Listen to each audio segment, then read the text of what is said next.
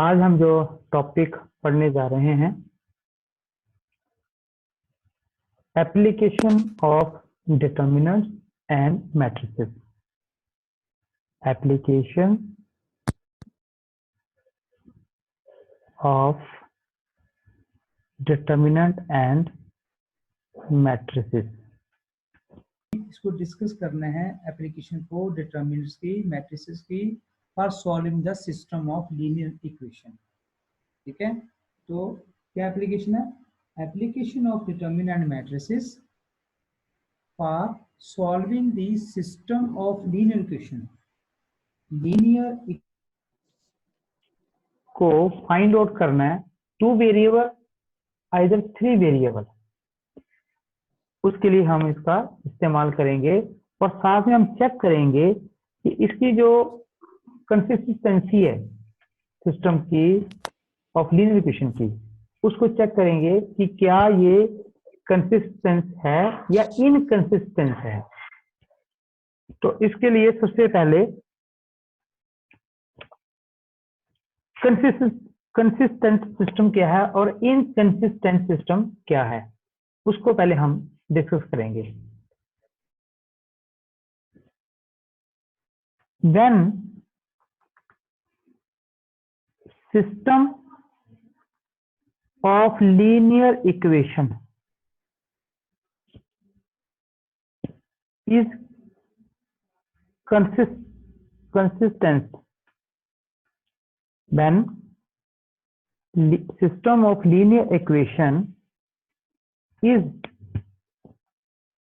consistent है, इसका क्या मीनिंग है कि उस लीनियर इक्वेशन की आपको सॉल्यूशन मिलेगा और वो जो सॉल्यूशन है वो 1 हो सकता है या 1 से ज्यादा भी हो सकते हैं। सेकंड, इनकंसिस्टेंट का क्या मीनिंग है? जब सिस्टम ऑफ लीनियर इक्वेशन का कोई भी सॉल्यूशन नहीं होगा, no solution. This is 2 part. Next, हमने सॉल्व करना है यहाँ पे system of linear equation using inverse of A matrix. क्या करना हमने? सॉल्यूशन निकालना हमने, solution of system of linear equation और यूज करना हमने इनवर्स ऑफ ए मैट्रिक्स। हमने पहले ही हम इनवर्स फाइंड आउट करना सीख चुके हैं। यहां से एक फार्मूला आपको मिलेगा। आप देखें, मेरे पास ये सिस्टम ऑफ लीनियर इक्वेशन है। ये देखिए, मतलब लीनियर इक्वेशन होती है एक इक्वेशन, लेकिन सिस्टम ऑफ लीनियर इक्वेशन जो है वो एक से ज्यादा होंगी, वो 2 या 3 होंगी। मैं एक सिस्टम ऑफ लीनियर इक्वेशन ले रहा हूं, a1x plus b1y plus c1z is equal to d1। दूसरी इक्वेशन है a2x plus b2y plus c2z is equal to d2, और this is equation number 2। Next देखिए, a3x plus b3y c3z is equal to d3। ये एक मेरे पास 3 equations given है और ये लीनियर इक्वेशन है और मैं इनको बोलूंगा सिस्टम ऑफ लीनियर इक्वेशन। यहां देखें, मैं क्या कर रहा हूं, यहां से मैं अपनी मर्जी से ले रहा हूं लेट ए। मेरे पास एक ए मैट्रिक्स है और मैंने उसको ऐसे लिख लिया, a1 v1 c1 a2 b2 c2 a3 b3 c3। और एक मेरे पास x कैपिटल X मैट्रिक्स है और उसमें एक ही कॉलम है और उसके एलिमेंट है x y जेड। और थर्ड है मेरे पास कैपिटल बी, और उसमें भी एक ही कॉलम है और उसके एलिमेंट हैं D1, D2, D3।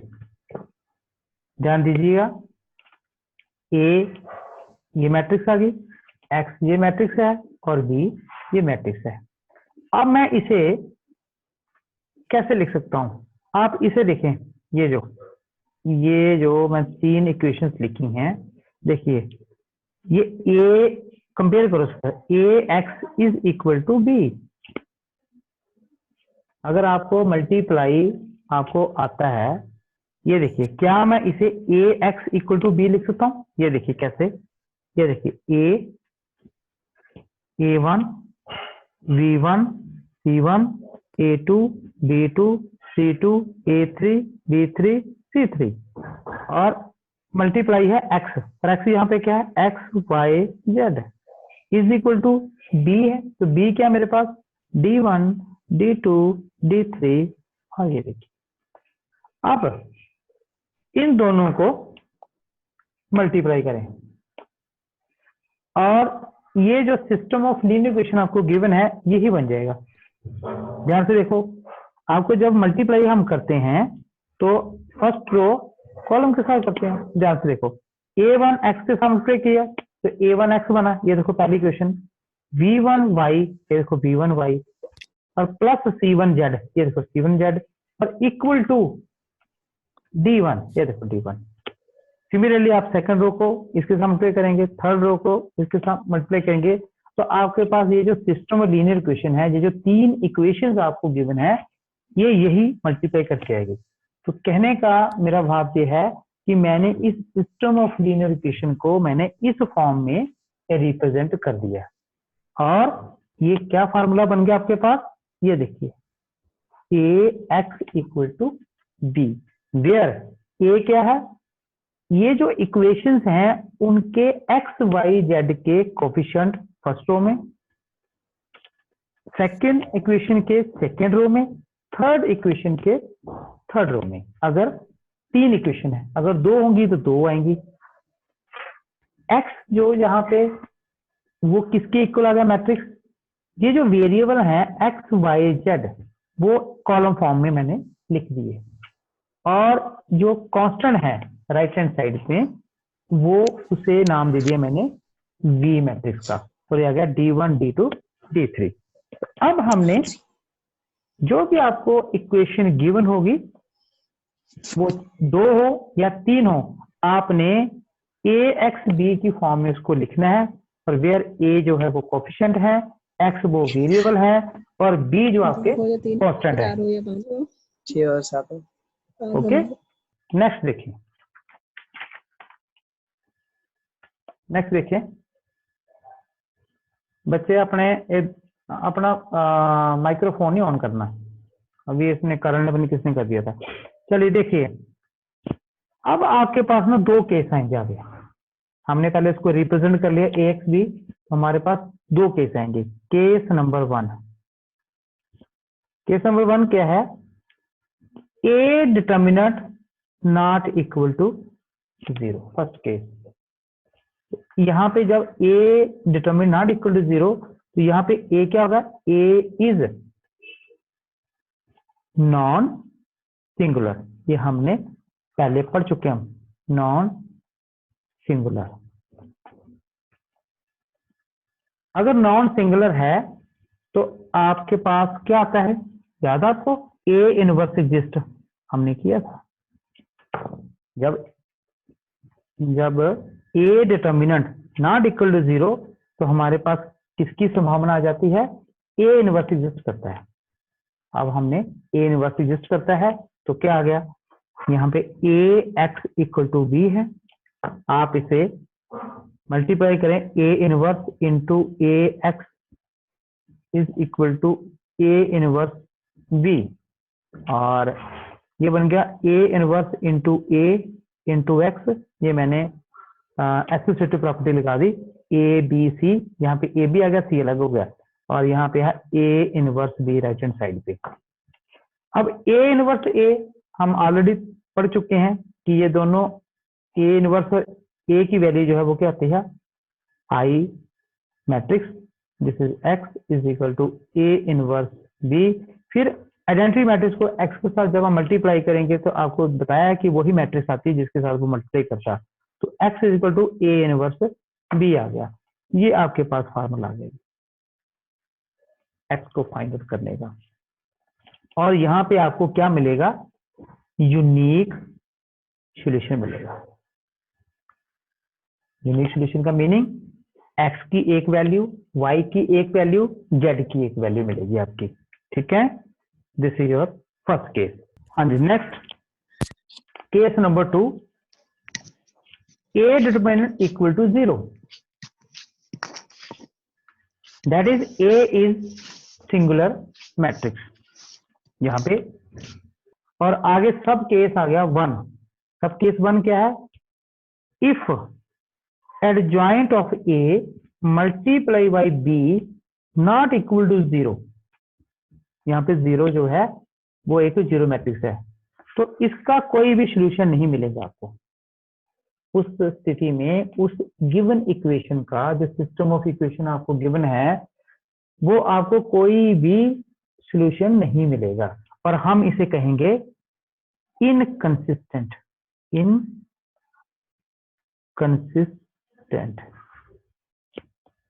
ठीक है, समझ आ गया। सब केस 2 क्या है, if adjoint B equal to 0 matrix, तो आपके पास 2 आगे रिजल्ट मिलेंगे। अगर इनफाइनाइट सॉल्यूशन है तो वो कंसिस्टेंट है, और अगर कोई सॉल्यूशन नहीं आएगा तो वो इनकंसिस्टेंट है। लेकिन आपकी जो क्लास है ये +2 में, ये जो सेकंड केस है इसका कोई रोल नहीं है, और इसमें हम इसको नहीं करेंगे। हमने सिर्फ करना है case number 1, only case number 1, और जिसमें आपका ए क्या है, नॉन सिंगुलर, और आपका एक यूनिक सॉल्यूशन मिलेगा आपको। क्या मिलेगा आपको, एक यूनिक सॉल्यूशन मिलेगा, और यही आपको 6 मार्क्स का क्वेश्चन आएगा एग्जाम में। आई थिंक आपको अच्छी तरह समझ आ गया है। मैं एक क्वेश्चन लेता हूं, एक क्वेश्चन को हम करते हैं। लीजिए, मेरे पास एक सिस्टम ऑफ लीनियर इक्वेशन दी है, 2x + 5y is equal to 1, 3x + 2y equal to 7। ये मेरे पास एक 2 लीनियर इक्वेशन गिवन है, जिसे हम क्या बोलते हैं, सिस्टम ऑफ लीनियर इक्वेशन। हमने इसे सॉल्व करना है। वो कहता है इसको सॉल्व करें। क्या करें, सॉल्व करें। लोग करते हैं सॉल्व। हाँ जी, तो मैंने आपको इसको रिप्रेजेंट करने का मेथड बताया कि इसको हमने कैसे रिप्रेजेंट करना है। क्या मैं इसे ऐसे लिख सकता हूं, 2 5 3 2 into x y is equal to 1 7। आपको याद हो अभी हमने किया कि ये जो x y यहाँ पे 2 वेरिएबल है, उनके जो कोफिशिएंट हैं वेरिएबल्स के, उनको फर्स्ट रो में लिख देना है, सेकंड इक्वेशन के सेकंड रो में लिख देना है। ये आपके पास एक मैट्रिक्स बन जाएगी A, और फिर मल्टीप्लाई में सेकंड मैट्रिक्स लिखनी है, और उसमें जितने वेरिएबल, यहाँ 2 वेरिएबल है तो वो कॉलम फॉर्म में लिखनी है। इसी पैटर्न में आपने लिखनी है, आप चेंज नहीं करेंगे। इज इक्वल टू और जो कांस्टेंट है उसे भी आपने कॉलम फॉर्म में लिख देना है। और यहाँ पे मेरे पास क्या आ गया, where a is equal to 2 5 3 2, x capital, और ये अंदर स्मॉल है। ये कई बच्चे बड़ी गलती करते हैं कि यहाँ पे बाहर पे भी स्मॉल लिख देते हैं, और ये x आपका कैपिटल है, आपने कैपिटल फॉर्म में लिखना है। कोमा v यहाँ पे मैट्रिक्स है, क्या है वो 1 7। ये आपके रिप्रेजेंट हो गया कि a क्या क्या है, x क्या है और b क्या है। अब नेक्स्ट काम हमारा क्या है, हमने निकालना है x is equal to A inverse into B, ये मेथड है ना, और this method is called matrix method. क्या बोलते हैं इसे? Matrix method. तो मैट्रिक्स मेथड है तो हमारे पास क्या मेथड है? x equal to A inverse into B. देखिए आपके पास x भी है बच्चे, b भी है, बट आपके पास a इनवर्स नहीं है। तो हमारा क्या काम है? इसको सिस्टम को सॉल्व करने का, हमने a इनवर्स फाइंड आउट करना है। तो a इनवर्स फाइंड आउट करने का हमारे पास पहला स्टेप क्या है? हमने क्या करना है? a का डिटरमिनेंट लेना है। a का डिटरमिनेंट लीजिए, a का डिटरमिनेंट लीजिए। देखो जी, ये है जी 2 5 3 2, करे सॉल्व। 2 को 2 से किया बचेगा 4, 3 को 5 से किया -15 और -11 which is not equal to 0। अगर नॉट इक्वल टू 0 तो क्या हो गया? a inverse exist. समझ आ गया? अगर a इनवर्स एग्जिस्ट करता है बच्चे, तो अब हमने इसके निकालने हैं कोफैक्टर। लीजिए कोफैक्टर a11, हाँ जी a11 करेंगे तो ये देखिए, ये और ये नहीं आएगा तो आपके पास 2 आ गया। उसके बाद a12, उसके साथ माइनस लगता है तो ये 5a12 है तो यहाँ 3 आ गया। और a21 ये 3 है, ये और ये नहीं आएगा तो 5 आएगा, साथ में माइनस लगेगा। और a22 ये और ये छोड़ जाएंगे और 2 बच गया, तो आपके कोफैक्टर भी आ गए। अब हम एडजॉइंट बनाएंगे इसका। करिए एडजॉइंट। क्या होता है जी? एडजॉइंट ऑफ ए। तो कैसे लिखते थे? आपने उसी पैटर्न पे लिख लेना है। फर्स्ट रो के 2 -3, सेकंड रो के -5 2, और इसका क्या करना है? ट्रांसपोज। और ट्रांसपोज करने के बाद आपके पास आंसर क्या आ गया बच्चे? 2 -3, मतलब जो रो है वो कॉलम बन जाएगा, -5 और 2, आपके पास एडजॉइंट हो गया। एडजॉइंट के बाद अब हमने फाइंड आउट करना है ए इनवर्स। और ए इनवर्स क्या होता है बच्चे? Adjoint of A divided by A determinant. तो यहाँ पे ए डिटरमिनेंट 1 अपॉन लिखने के बाद -11 है, और ये मैट्रिक्स लिख ले। मैट्रिक्स आपके पास क्या है? 2 -5 -3 एंड 2। तो ए इनवर्स भी आ गया। आगे अब हमने x फाइंड आउट करना है, तो उसके लिए करेंगे now x is equal to A inverse into V. ये आपके पास फार्मूला है बना हुआ। तो ए इनवर्स की वैल्यू लिखो -1/11, और यहाँ पे मैट्रिक्स लिख लें जो भी है, ए इनवर्स की वैल्यू लिख लें। क्या मैट्रिक्स है वो? -2 2 -5 -3 2 इंटू, देखो यहाँ पे क्या है? b। तो यहाँ पे b कर दें बेटे। b क्या है हमारे पास? 1 and 7। ओके, और देखिए करें मल्टीप्लाई जी। हाँ जी, -1/11 बाहर ही रहने देंगे, अंदर मल्टीप्लाई करें। देखो मल्टीप्लाई करने का तरीका, 2 को 1 से किया 2, -5 को 7 से किया -35, -3 को 1 से किया -3, 2 को 7 से किया +14, तो एक ही कॉलम बनेगा। ठीक है, और क्या बन गया? -1/11। हाँ जी, सॉल्व करके क्या आ गया? -33, और ये आ गया 11 प्लस के। अब क्या करेंगे हम?